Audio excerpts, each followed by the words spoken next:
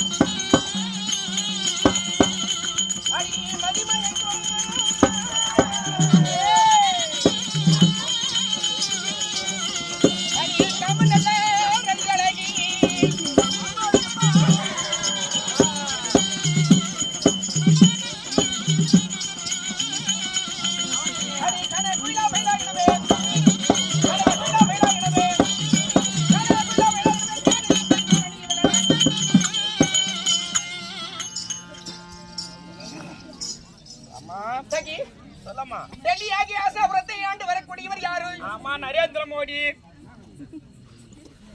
அது இன்றைய பொழுதினில். ஆமா, நான் சொல்வது முன்ன ஒரு காலத்தில் துரையாகிய துரியராஜன். ஆமா, கலியோகத்தை நீ பேசிட்டு இருக்காதடா. துபாபுரி எவர்த்தில் சொல்லி